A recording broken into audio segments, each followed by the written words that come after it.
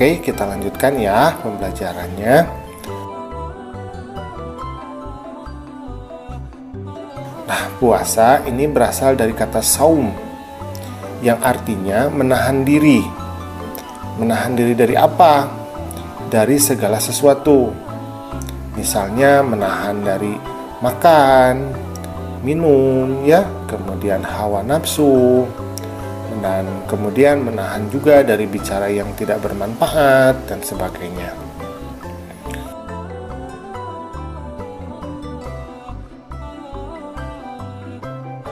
Nah, sedangkan menurut istilah, arti puasa ini adalah menahan diri dari segala sesuatu yang dapat membatalkan puasa, mulai dari terbit fajar sampai dengan terbenamnya matahari, dengan niat dan beberapa syarat tertentu.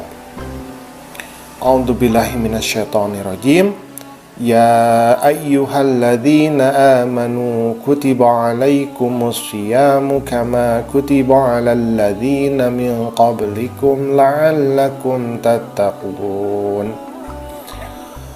Artinya, wahai orang-orang yang beriman, diwajibkan atas kamu berpuasa sebagaimana diwajibkan atas orang-orang sebelum kamu agar kamu bertakwa.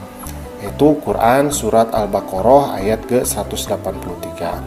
Jadi menurut ayat ini bahwa puasa itu memang diwajibkan untuk orang yang beriman ya. Dan kemudian ini bukan hukum yang baru.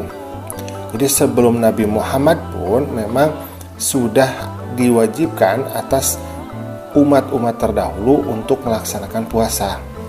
Nah, tujuannya apa?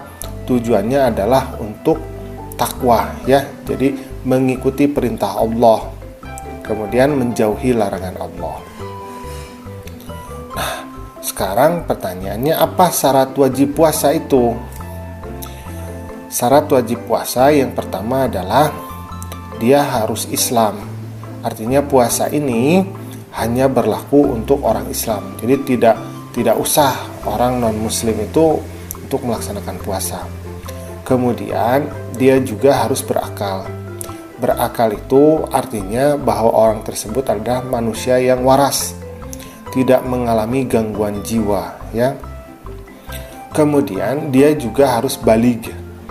Baligh itu maksudnya adalah orang tersebut itu sudah dewasa. Nah, dewasa dalam Islam itu ditandai dengan ciri-ciri fisik ya, yaitu kalau laki-laki dia sudah mimpi basah, kalau perempuan dia sudah haid ya atau datang bulan. Nah, kemudian yang keempat adalah dia mampu melaksanakannya. Jadi puasa ini hanya untuk orang yang mampu. Misalkan orang yang sedang sakit atau orang tua renta yang lemah ya, yang tidak mampu lagi untuk melaksanakan puasa, maka ini tidak diwajibkan. Kemudian ada syarat sah puasa. Nah, syarat sah puasa itu yang pertama adalah harus mumayyiz. Mumayyiz itu artinya pikirannya itu dia sudah mampu membedakan antara benar dan salah. Kan kalau anak kecil itu kadang dia belum tahu benar dan salah ya. Tapi kalau orang yang sudah dewasa dia mumayyiz, mampu membedakan mana yang baik, mana yang buruk. Nah, itu mumayyiz namanya. Yang kedua adalah harus suci dari haid dan nifas. Jadi kalau perempuan yang sedang haid atau datang bulan ya, atau nifas, jadi pasca melahirkan, nah ini harus bebas dulu. Jadi harus suci dulu.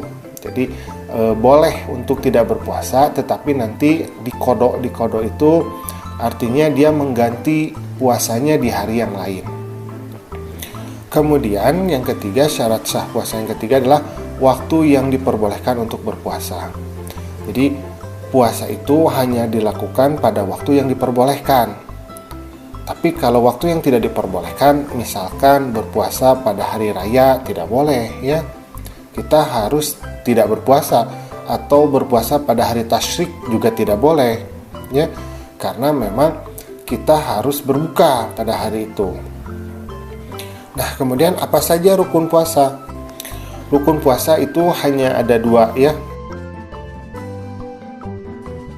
Yang pertama adalah niat. Jadi niat untuk melaksanakan puasa.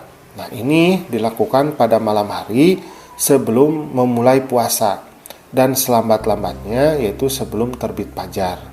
Jadi kita harus sudah berniat bahwa besok kita akan melaksanakan puasa.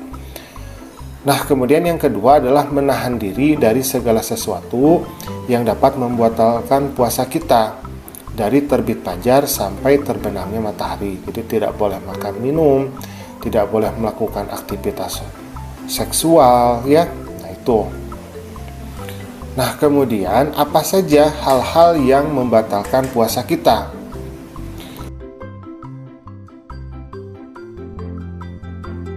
Yang pertama adalah makan dan minum.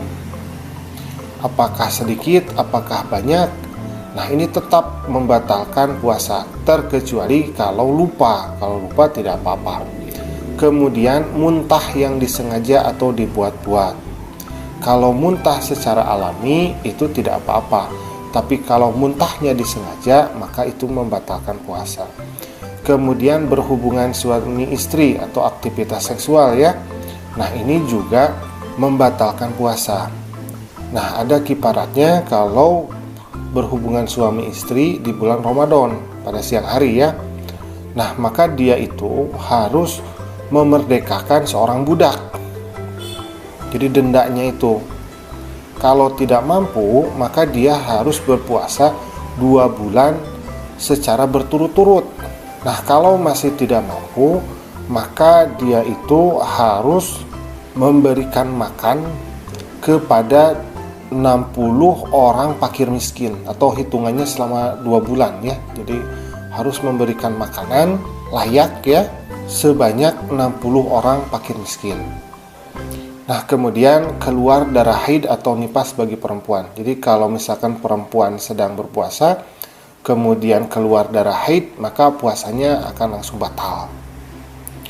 Kemudian gila atau sakit jiwa, termasuk juga kehilangan kesadaran. Misalnya pingsan ya, maka puasanya itu akan langsung batal.